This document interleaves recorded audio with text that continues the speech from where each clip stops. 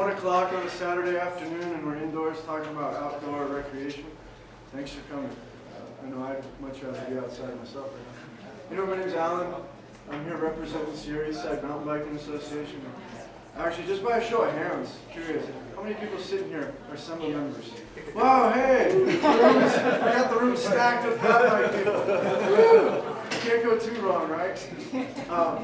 Anyway, I just want to say this morning we had an awesome demo over at Sierra Star. 27 people showed up, including Ford Roms. My daughter is one of them. I took a quick snap of her, 7 years old, with a Girl Scout vest on. So we're stoked that all the people enjoying themselves at Sierra Star. So yeah, I'm part of this group called SEMBA. What is it? We're the official mountain bike organization of Eastern Sierra. Our region spreads from the south to Lone Pine and up the north to Bishop. We formed on August 1st, 2015, became an SEMBA chapter on December 11th, 2015, and we're stoked to be the collective voice of mountain biking for this region. Our mission statement, simple: enhance, preserve, and promote responsible use of existing mountain biking trails while creating new opportunities, access, and experiences for all mountain bikers in Eastern Sierra. So today I'm here to talk about these guys, fat bikes. Oh, before I do, we have a two-pronged approach to our mission, and one is advocacy and trail stewardship, and the other is camaraderie, group rides, and just getting people out on bikes having fun. So, who are we? We're founded by these people, and some are old, some are young, some are men, women, some like the downhill, some like enduro, but we all have one common thread. We like to ride bikes and have fun. So now we can talk about fatties. So what's a fat bike? Fat bike's a mountain bike on steroids. As you can see in this picture, that's a 5-inch fat bike tire versus a 2.1-inch mountain bike tire. Lots of volume equals lots of flotation, especially with low tire pressure in the 4 to 8 psi range. You can float over lots of soft terrain that never used to be fun. And that's why there's probably a lot of buzz going on about fat bikes right now. You know, when in the past could you go with some buddies and just ride on the beach, or go ride sand dunes, or go ride snow? It's opened up a lot of doors. These bikes are very stable, confidence-inspiring at low speeds. They're great for beginners. They're great for people recently injured who are recovering. So just a lot of fun. This guy rides them, the Governor. I just put these up because I thought it was so awesome. Look how this guy parked. He can't even park his Hummer, which is veggie oil. But hey, he rides a fat bike too, so he's okay in my book for now. History of fat bikes, real quickly, it's kind of interesting. In 1987, the first I did a bike race happened in Alaska. At the time, it was a 200-mile race across Alaska over the snow. It's now 350 or 1,000 miles. But they were trying to do it on regular mountain bikes, and they learned real quick they were going nowhere fast. So necessity, passion, obviously drives innovation. These guys started welding bike rims together, Siamese style, like I like to do. 2 regular mountain bike rims, 2 tires, increases footprint. This was the start of fat biking. At the same time, late 80s, there's this dude named Ray Molina down in New Mexico, around Albuquerque, trying to ride a regular mountain bike through arroyos and hand washes, yada yada. And he wound up developing this rim on the left, an 82-millimeter wide rim, which is very similar to this production rim today. He did that in 1987 and was riding around arroyos. It progressed, still everything was custom. This is a cool picture from 97. I did a sport. You know, that's when the race moved the from up. That's called a 6-pack. 3 rims welded to each other in the front, 3 in the back. That's how people were rolling. Everything was custom. Nothing was mass produced yet. And it was all purpose-built stuff for these special events. So, jump from mid-90s to 2005. Does anybody know what happened in 2005 that changed the whole scene of mountain biking, fat biking? Nobody wants to know? Come on. You know, Mike, what happened in 2005? All right, well, Gwen Stefani was rocking it. This dude was in office. But no, that wasn't it. Nobody else knows what happened in 2005? Mass production. Boom! Yeah! The first Surly Pugsley, mass produced! Finally! People in Minnesota, Wisconsin are rocking the fatties. Very similar to this. This is like a young brother of a Pugs. Same company. Still pretty much the same bike. Super cool. So what's going on since then? This graph's pretty cool. 2005 when the Pugs came out. And if this graph kept going off near 2014, 2015, still growing. So some funny demographics here. There's an estimated 80,000 fat bikes by the end of this year. I won't go through all these other demographics, but basically, people who ride fat bikes are smart. People who ride fat bikes have money, and they're willing to spend it to ride good trails. And most interestingly, is the fastest growing segment of fat bikers are the user group that some people just seem to think hate fat bikers. It's Nordic skiers looking to cross-train. How many people in this room Nordic ski? Right on. How many people in this room own a fat bike? Wow. Nordic skiers, fat bikers. Who would have thought? Awesome sauce, right? Let's see. Oh wait, here's some other people on fat bikes. So this dude's some old, like 75-year-old retired LAPD. Who's a fast downhill ski racer. We got this guy who's like 27 and Olympic caliber skate skier. Hey, that's Tammy. We got Tammy, who's just awesome, period. Road cyclist, awesome athlete. Jody, she's a downhiller, enduro, mountain biker in the summer, does everything in the winter too. I think you guys get the point. Fat bikers aren't fat bikers, they're recreationists. It's an alternative form to enjoy the outdoors. And this crazy one, Kathy Copeland, if I can do this, I can do anything. Disabled sports. So what are we all looking for? Healthy, active lifestyle, something different. We flip a coin in the morning. Oh, I'm going to skate ski today. You know what? I feel like riding my bike today. I want to take the dog out. This picture's a little dark, but man, I'll tell you, that dog has such a smile. So stoked to be with his master, Nate. And then these guys are really huffing and puffing up that hill. And he was making a smile, but he was really like lungs bursting out of his chest. Whoa, that's Tim, my good buddy. He's a snowmobiler, he's a sledneck. Guess what? That's my snowmobile. That's my snowmobile too. Paying sticker taxes paid on both. I love the snowmobile. I also love to ride my bike. I also love the Nordic ski. You get where I'm getting at, right? Now, there's adaptive fat bikes. Awesome, right? Disabled people can get after it. This was in Crested Butte a few weeks ago at World Champs. Stoked. So, you know, we've kind of talked about, you saw the graph. It's going through the roof. The big boys have gotten into it, Specialized, Trek, all the big manufacturers. There's 50 plus fat bike companies either making bikes or making parts. This has dropped the price considerably, with all the competition. People are buying in. And I get this question at least once a week, an email from somebody in SoCal who's coming up for the weekend to ski, who wants to bring their bike on the back of their car and say, hey, where can I go ride on snow? What kind of groomed trails do you guys have? And I have to sigh. Yeah, okay, it's a long story. So here's where we're legally allowed to ride these days. We call this truck packed. I groomed that for you. Yes, so this guy right here, Ted, this is a great example. So truck packed, right? This is down by Crowley Lake. You can ride your bike. This isn't a groomed road, so we're legally allowed to ride in the track.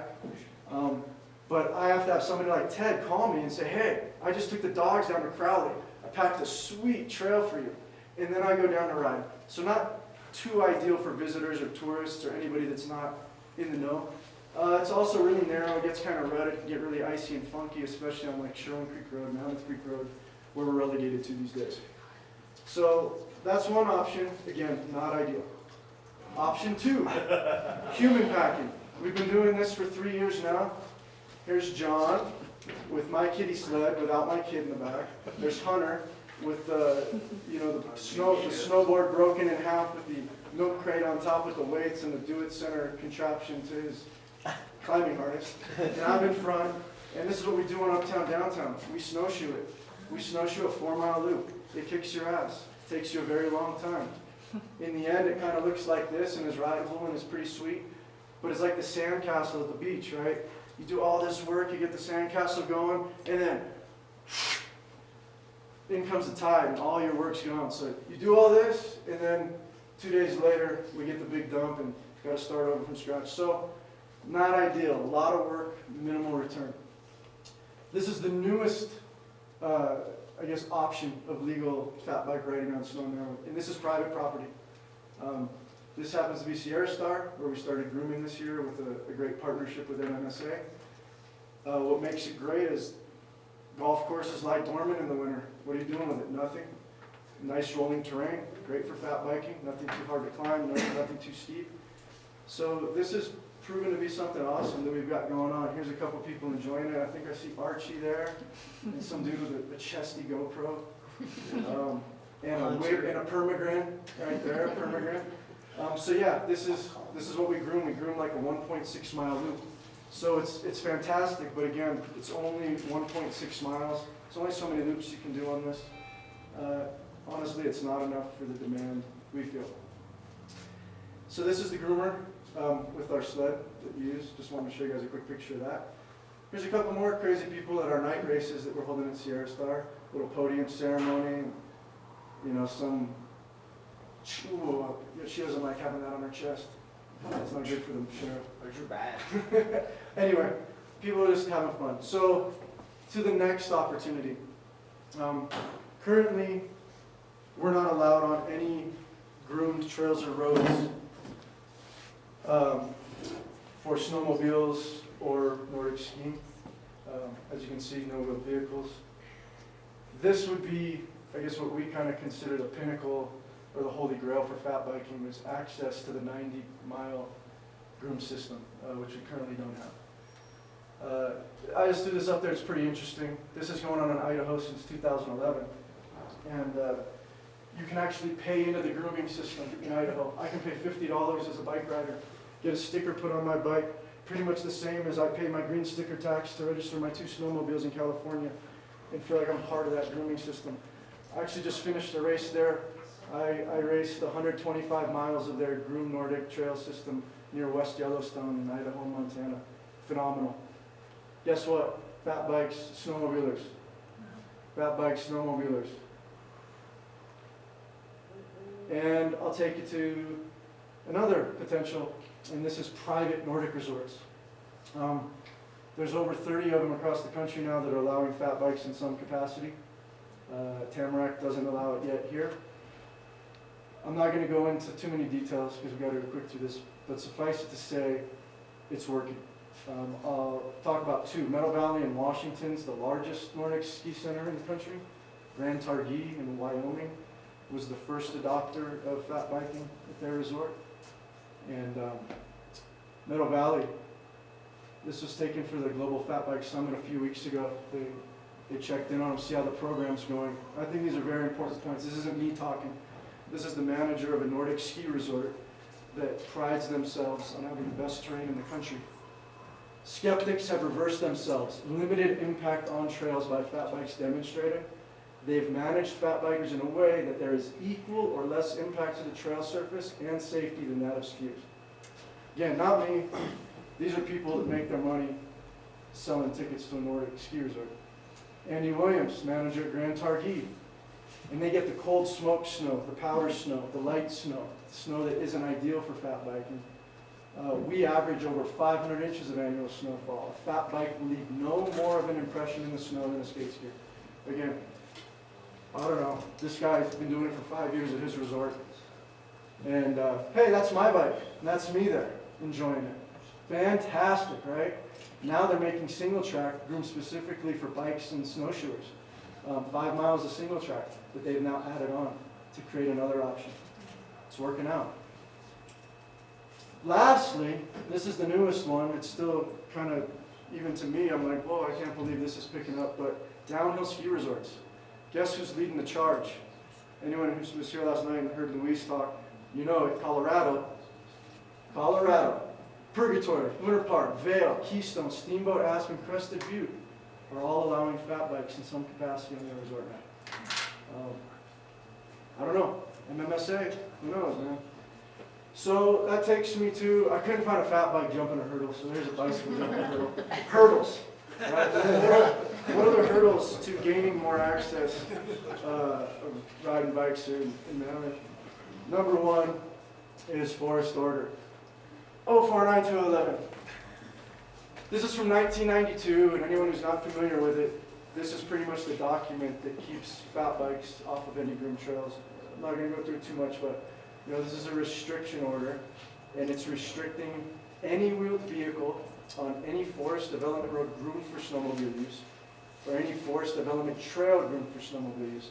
And in case you don't know what a wheeled vehicle is, a wheeled vehicle is any device by which a person or property may be propelled or carried on wheels death below, including bicycles. So 92, 20 years ago, over 20 years ago, right? Nobody was even thinking about fat bikes. This is obviously antiquated, but this is the rule that we follow right now. Also, obviously, super valid, needs to be brought up. Perceived issues, perceived conflict, perceived trail impact.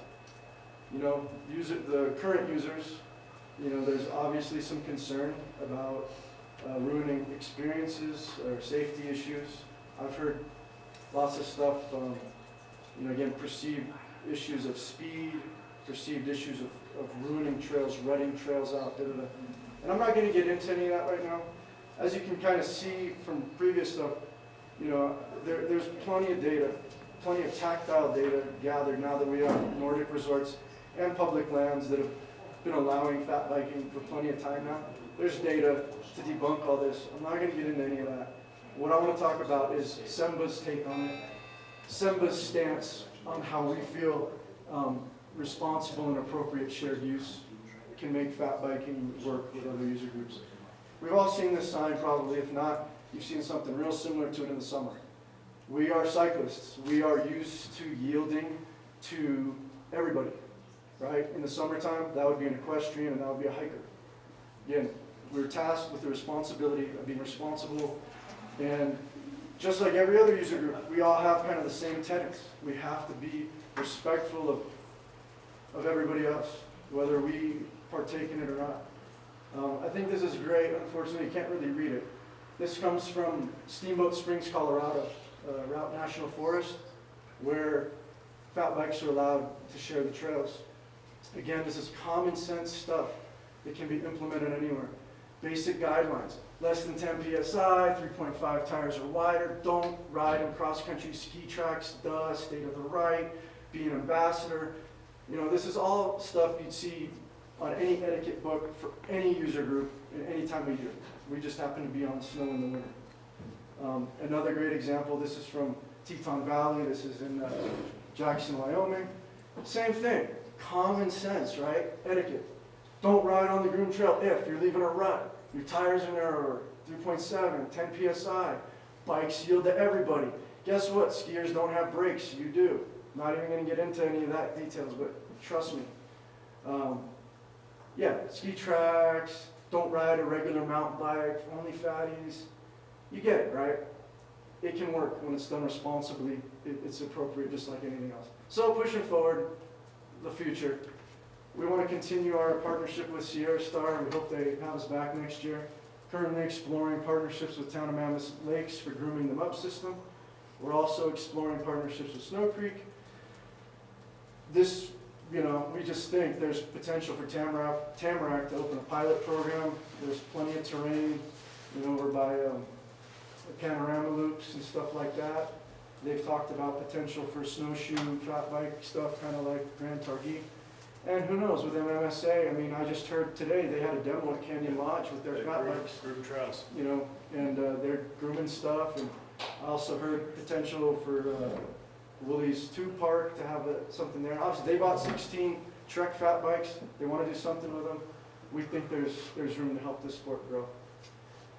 Most importantly, the walkaway is we need access to basically coexist with a demand now. People have these bikes, people want places to ride.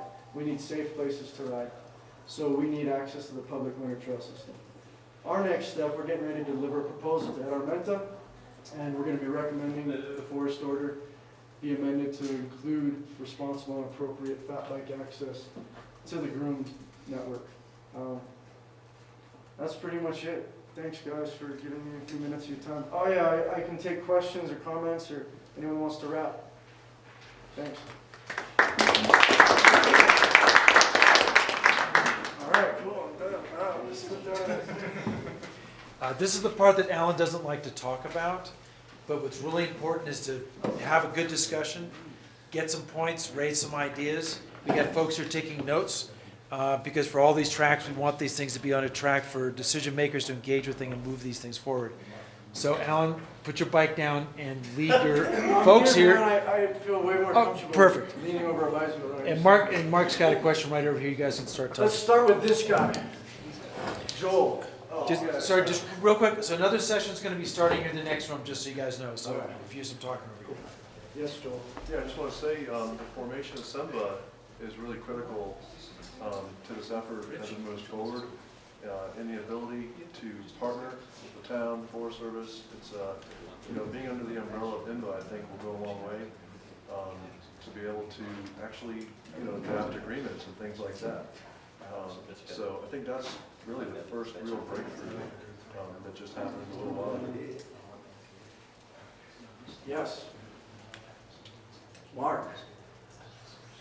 What I haven't heard here that seems like a no-brainer is, have we looked into grooming some of the town's paved Class 1 bike trails? Yeah, man. You saw this right here. TOML grooming of the MUPs. Multi-use path system. Just seems like low-hanging fruit. Yeah, we've Something had that- meetings, and that's in the works. We ran out of snow. Yeah. Yeah, it's been a warm We winter, did. we've gotten a good amount of snow, but we haven't had a lot of The settling. was- intent, it's actually, close to Mark, was to happening. have a little pilot program for this event for the summit, but. It's a lot like the golf course in terms of terrain and the fact Well, that it's with the anyone else? town controlling it. It isn't used in the winter. and I ride on it anyways, because it's usually walked on enough by everybody that walks their dogs, so I can still go out and ride almost all of it. I have a question, Alan. Anyone, yeah, Jen. We've talked about before, but I'm gonna bring it up. So I get confused with this Forest Service order, because there's many different interpretations. For instance, and I'm gonna state this, Mammoth Mountain has found a way around the Forest Service order in that as long as they're allowing fat bikes on their groomed trails, because they're not groomed for snowmobiles, right? And this is all open to interpretation, and it seems like, well, if that were the case, then we could legally be doing something at Shady Rest because they're not grooming for snowmobile trails. And so, I don't know how to phrase this as a question, but who the heck's interpreting this and deciding this? And it just gets frustrating because other businesses are maneuvering around this, and we're trying to follow, the guidelines, blah, blah, blah. Can you Hands are flying out, Laura's behind. I'll let Laura maybe. Well, mine's a little, it's somewhat related to what you're saying, but I think that, as we're talking about the over snow vehicle planning process, which is going on right now, as well as I think there's a lot of recognition of a need to tie the conservation communities and the recreation communities together. And I think that what I'm curious about, what I encourage is some more outreach to sort of non-fat bikers. If we are able to do more outreach to the Nordic skiing community, to conservation groups in the area, and help to really explain and do some of that ambassadorship, I think that if we're able to bring in sort of a diverse interest group that's helping to support this, then you'll be much more likely to get buy-in from the Forest Service. Cool, I'll respond to that in a couple ways. Actually, are there any of the Nordic skiers in the room that want to apply to that at all in terms of outreach to Nordic skiing, Nordic skiers? Well, I'm not saying you're not doing it. Oh, no, I mean, in terms of more that can be done, along the lines of Laura, we feel that, I don't know, just throwing it out there so it's not just me, bogarting this. Well, I mean, as a skate skier, right? I mean, the small group of skate skiers I know, not in this room. Yeah, I skate. I mean, not in this room, are all bikers in the summertime.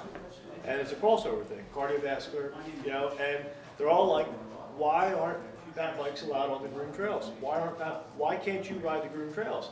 And I tell them, you know, Forest Service orders, and they're like, that doesn't make any sense. You know, I mean, I can skate ski faster than I can fat bike. And I go faster on the downhill on my skate ski than on my fat bike, and on the uphills.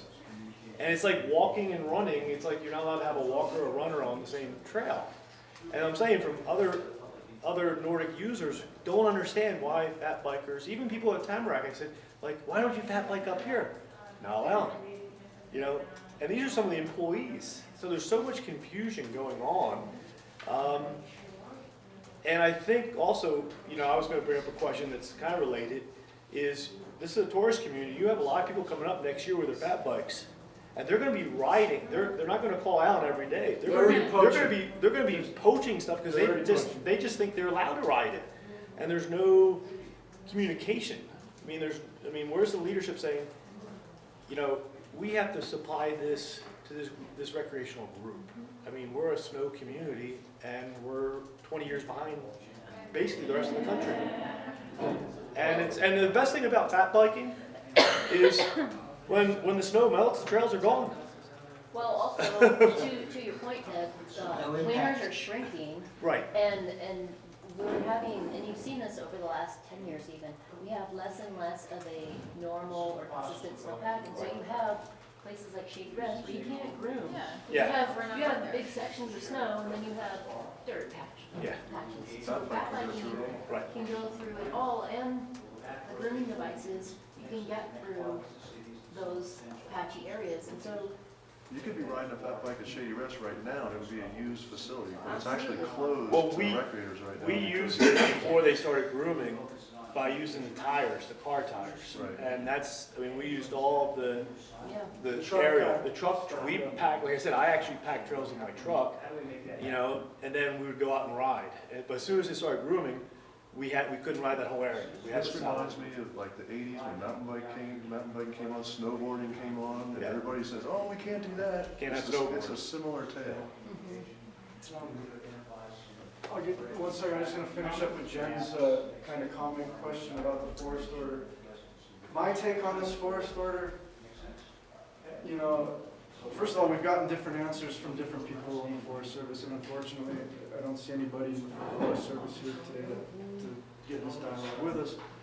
But they've always interpreted it loosely, basically blanket every groomed trail in the network, whether it's for Nordic, like Obsidian Dome or Shady Rest, or for snowmobiling. I mean, I read it as specifically groomed for snowmobile use, groomed for snowmobile use. In my mind, I haven't thought about really going to them and saying, listen, you say specifically for snowmobile use, so what about the trails groomed for Nordic use? I'm personally a big picture thinker. I don't want to fight for a small little network of just specifically groomed Nordic trails. I think the amendment needs to happen for the whole forest order. We need to be on the 90-mile groomed snowmobile network. So that's kind of why I haven't taken too much issue with that. The main thing is, yeah, it's interpreted differently depending on who you talk to. You said Mammoth Mountain's doing stuff. They have people out there riding bikes today on a demo, you know, which is interesting. They have Is that bikes. because it's their land though? Because they're renting it? it's not Yeah, their I'm not land, it's gonna, I Forest don't, I'm Service. not getting into. Bill They're Cochran on a office special use told me permit. on numerous occasions, because I asked him at the Night of Lights, which is one of my events, I asked him how they got, I'm like, oh, how do you guys get to ride? And he told me they have special permit when they do the exact special permit. Well, to me, the mountain can have a special permit any day of the week. So that, to me, they can let you ride whenever. They're just, for some reason, they're behind the 8 ball on it, so they want to ride. So that's the answer I've gotten from Bill Cockroft. Special permit. They could do Don't worry whatever about it, they want. special permit. My guess is they didn't get a special permit. I think just do it. They don't really have to. Hayes. Yeah. Yeah. So along this thread of, you know, taking it to the decision makers, taking it to the Forest Service, town council, whoever it may be, tell me what your vision is blank slate, town, you can do whatever you want. Where do you want to ride today? Where do you see the sport going in the future? What do we need to be planning for to get this sport in the right place? What does that look like? So if we're talking to me, I see access to the 90-mile snowmobile groom network. That would make Mammoth a mountain biking mecca, or a fat biking mecca. You'd be able to ride your fat bike to June from Mammoth. You'd be able to go out and disperse and have a solitary, quiet, great experience spread out. Skiers, snowmobilers, hikers, we all travel different distances and spread out. I think that's the number one key for us here. Number two, I think Tamarack could have a pilot program. I foresee us working out something with the town, a higher elevation up system. I'm a little hesitant on the lower stuff because it just doesn't hold snow. But up in the lake space, if we were able to groom the home up from the village up to Lake Mary Road, up to Horseshoe Lake, that becomes an experience for visitors and locals. Right now, I know there's still snow storage issues, but we're talking, wishes, right? Right. No, and it's not fantasy land. I see MMSA and the Forest Service. I see us being able to ride our bikes up to Minaret Vista. See potential in San Joaquin Village. See potential in the Inyo Crater Flats area. See a lot of potential. And at one point we held a group fat bike ride / cross country moonlight ski up to Minaret Vista. The Forest Service gave us permission to do that one night last year. And it was fantastic. Nordic skiers next to snowshoers, next to us, all friends, because again, we're all multi-recreation participants here. All together, we all got together at the top of Minaret Vista, had a hot toddy, and took our modality down. It was pretty cool. So, I don't know if that answers anything, but those are kind of the steps I think right now. Talk about the triathlon with the skate skiing and biking. Oh, the triathlon actually. Yeah, triathlon. The June Lake Triple Threat Tri. It was pretty awesome. I was really stoked. I don't know if you guys probably heard of it. Alana kind of is behind it, and June Lake Loop and Double Eagle. We wound up holding it at Obsidian Dome because there was snow. But again, a lot of skeptical Nordic skiers there. And again, skeptics, and perception. That's a lot of the issues we're facing. Skeptical Nordic skiers, like, whoa, we don't, if the bikes go, they're going to ruin the trail, blah, blah, blah, blah. Anyway, we wound up running the bikes first because, the temperatures were warm enough. The bikes went, people skied afterwards, and did the whole travel. And every single person at the end was like, whoa, they really don't make any more impact than my cities. That was a great example of kind of bringing multiple communities together. I think that's a form of outreach, maybe not direct. Absolutely. That's a great indirect form of outreach, getting these groups together. I mean, even Alana's putting on the event. She's never ridden a fat bike. Super skeptical, right? Oh man, what if we're pissing people off? But she's got balls enough to let it happen, and it was a success. So you had one. Did you forget? Yeah, back to the forest order. In 1992, that was a long time ago. The technology was different. Wide tire was like a toe 4, and people were riding at full pressure, and they were creating damage to the existing trail. This forest order was kind of reaction. I would like to point out in 1992, another forest order prohibiting bikes from all maintained trails was overturned. They do reconsider, but you must be approaching them in a professional manner and have rational arguments. The other forest order was overturned because it wasn't up to NEPA. It was a forest order without a public process. As this one had its proper NEPA, CEQA, if not, it's invalid in the first place. Like the other forest order that was turned over in that year. Just rendered, we didn't do NEPA. This order was considered an emergency thing, but no, it's so broad, affects such larger user groups. Does it have NEPA? It may be a totally worthless document. I'll give you a follow-up. So tying a couple of these tracks together from today, we're going to have a conversation about the Lakes Basin. and what's gonna happen up there. We're also gonna have a conversation about transit. So let's say hypothetically, we come to agreement with the ski area, and we start grooming out our muck, and the town throws some skin in the game to make that happen. Do you see your, fat bikers doing the same thing that happens in summertime, where we take a trolley up and they ride down? Or do you see people in your sport spending more time riding up? Should we be looking to the future and trying to figure out a way to get transit up there to bring people to the basin? Or do you think how are they going to interact with them? That's a great question. I'm kind of subjective and partial because I'm a earn your service kind of person. So when I think about it, I think about riding up. And I disagree with you. For the tourists, would take the transit. Right, that's what I was going to get to. Footloos's I'm biggest not business is typical. renting a bike to coast down that hill. Yeah. We didn't, So- and we didn't see that coming. That was the surprise out of it when we got done with the basin. That trolley is the most popular ride in town. Yep. Yeah, But to be clear, I want to make sure that at least what I'm talking about, when all this fat bike access, everything to me is shared. I don't see anything here as fat bike specific. I see a lot of recreational supremacy out there from other user groups that have had kind of clout and tenure. All recreations are equal. There is no one that's better than the other. It's whatever you're doing, you're into, you're passionate about.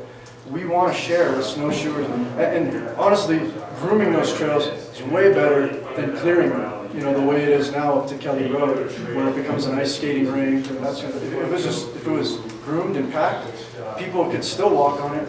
Snowshoers could have a great experience, and that's coming from a point of view that knows we can all exist when it's done responsibly and appropriately, along with the etiquette that we all know we do in the summer. I mean, we're riding all these trails in the summertime on dirt. All that's there right now is snow, this non-permanent layer. ATVs, motorcycles, hikers, equestrians, you name it. Bikes, we all can coexist in the summertime. Dude, if I can ride down Mammoth Rock Trail that wasn't always open to bikes, and I can coexist with equestrians on steep, sketchy single track and hikers, then we can work together on big, wide, groomed trails. I mean, to me, that's definitely not even an issue. So, anyway.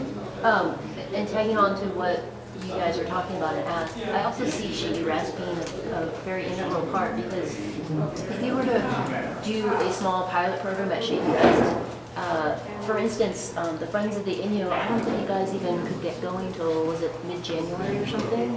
But if you started a pilot program with fat bikes, we could have started our implements, packing and taking care of those trails in December, because we don't need snow that need. So then, what you've done is you've created a base for when Friends of the Inyo goes on and gets on the trails. And they work together. Forest Service. Right. So we're going to talk about Shady Rest But at 2 Shady o'clock. Rest is This in is town. perfect timing. Yeah, it's in town. It seems like as a pilot program, it could be a little more workable because it's in, I don't know, it's a smaller chunk than just that we want access to the 90 miles. But I just see there being a place, because now you can't really ski at Shady Rest, but you could easily ride bikes there, and you could still be maintaining the trails irregularly with some sort of grooming device, which is great for people walking their dogs. I mean, I'm walking my dog out there a lot on the trails, and so I just think that the conversation needs to continue in terms of figuring out how to integrate this other form of recreation with what we have, because I think the two can help one another. So, in other words, they automatically. I got one thing going back to the triathlon, only shifting it slightly. You could even incorporate the fat bikes into what's happening this weekend up on the backside of the mountain, biathlon.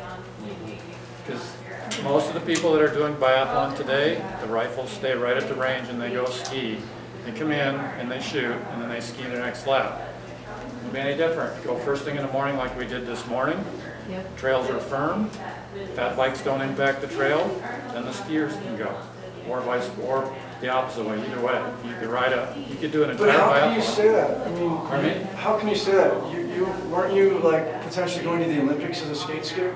I competed in Yeah. the 1990s. And so you're gonna sit here and really tell me that fat bikes can actually go out on the trail before the skiers? You must be crazy. Firm as it was this You must be morning. nuts. You must be nuts. Firm as it was this morning. It didn't get Why soft. doesn't you with sarcasm? No, as firm as it was this morning, it didn't get soft. I don't know. We didn't affect the trail until like 9:30. Yeah. Well, and a note to that too, at 9:30, skate skiers would have been impacting the trail the same way we would. Yeah. It's an equal scale. So when mountain bikes or fat bikes are making runs, skis are too. It's human powered, it's self-policing because it gets too hard to ride. Again, that's all stuff that, this is just an introduction, I don't want to get into too much. Yeah, good stuff. Anybody else, or? Thanks for partaking. Maybe I'll just leave you with one final thought on conflict. Every user group faces conflict. Every group in general faces conflict. Skate skiers, classic skiers, snowmobilers, whatever. And we haven't even talked about intergroup conflict. Snowmobiler on snowmobiler. The most dangerous part of snowmobiling is other snowmobilers, not hikers or skiers. It's coming out a blind turn with another snowmobiler coming at you. I don't know how many times I've seen snowmobilers arguing in the parking lot, fishermen crossing lines. Everybody, there's potential conflict everywhere. It's how you deal with it. It's how you mitigate it. So just to say that because fat biking is the new kid on the block, that we present all this potential conflict, it's nothing more than the conflict that's already there. And we just have to have some, responsibility and respect as a real recreation. So that's it. Thanks for listening to this spiel.